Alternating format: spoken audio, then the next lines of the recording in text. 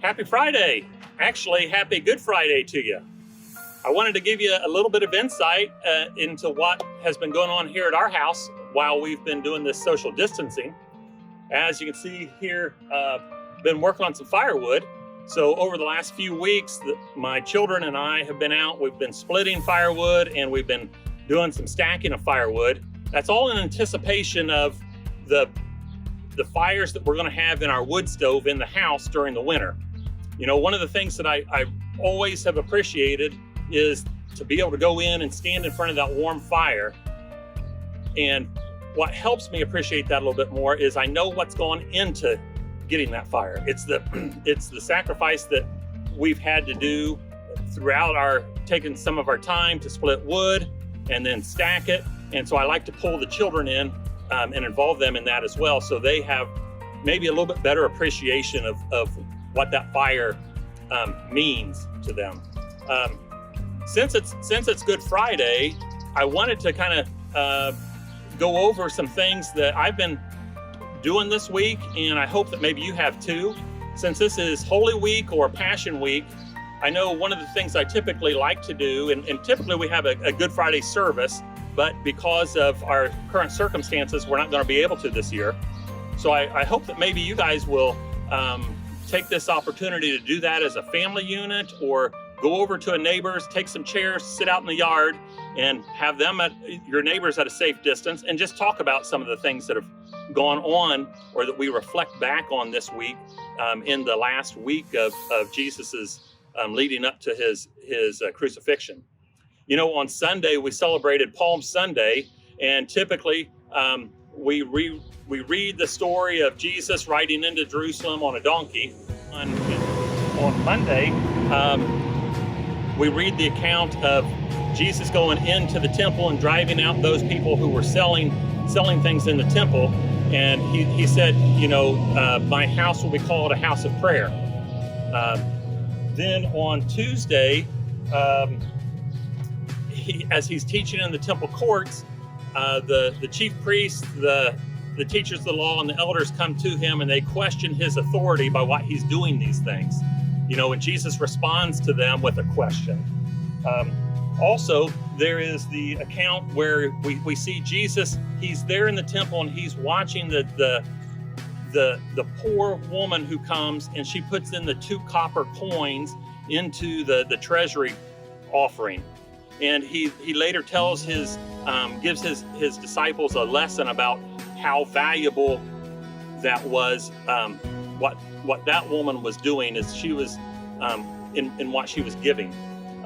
Later that evening, there's the account where the woman brings a very expensive container of perfume, and she anoints Jesus with that. And some of the disciples, they're kind of they don't really understand that, and so Jesus uses that time to teach them. Then on Wednesday of Holy Week or Passion Week, we typically think of that's about the time that Jesus or Judas Iscariot agreed to betray Jesus, and he makes the deal for 30 silver pieces.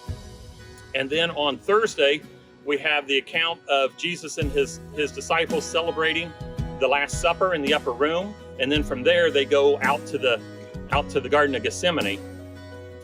And it's at that point that typically we pick up on the events that we celebrate or we reflect upon on Good Friday. And so in a moment I'm going to give you some scriptures. So if you want to get a pen and paper handy, you can jot those things down. But I guess what I really want to do is I want to make an appeal to you, or just ask you, consider, if you have children, consider bringing them into this. You know, consider setting out a time throughout, sometime on Friday, and going over some of these scriptures in order to kind of teach them about the sacrifice that went into this, the rewards that we get on Sunday. You know, Easter is Sunday morning, and that's the big reveal. Jesus is out of the tomb. He's overcome death, and people are rejoicing. They're excited. But what happens sometimes is I think we look forward so much to Easter, we forget about that sacrifice that took place in order to get to that point. And so it's this Good Friday portion of time that I want to encourage you to just go back and reread the scriptures reflecting upon Jesus' arrest, his trial, his crucifixion, his death on the cross, and then his burial in the tomb. And I know it's not going to necessarily be, Good Friday's not this joyous time. It's not this really exuberant, everybody's excited, they're high-fiving and things like that. It's more of a somber time. But for myself, I know if I don't go back and I don't reflect upon this, it doesn't mean I have to feel bad. I have to reread and remember what it was that Jesus went through. And what was going on at that time was there was a lot of uncertainty happening. You think about those last 24 hours, people were thinking Jesus is going to come in and he's going to rule, and then they see him crucified and they're uncertain. They don't know what's going to happen. And it's really not unlike, in some form or fashion, what we're going through right now. I don't want to make it seem the same, but if you think about it, this time of life that we're living in with this social distancing, we're a little uncertain of when, where, how are things going to change? How's it all going to turn out?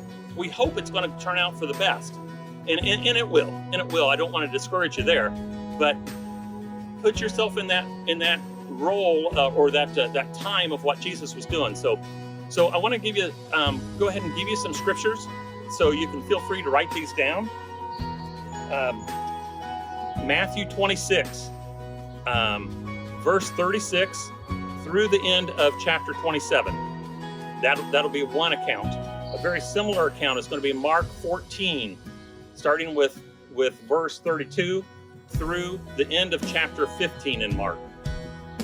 You can read Luke 22, verse 40, and go all the way through the end of chapter 23.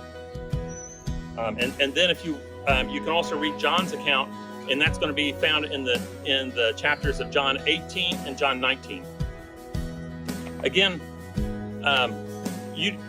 I just encourage you to make time to do this, so that you have a little bit better appreciation, perhaps this year, of what it was that Jesus went through leading up to that big day on Sunday where we get to rejoice that he's overcome death.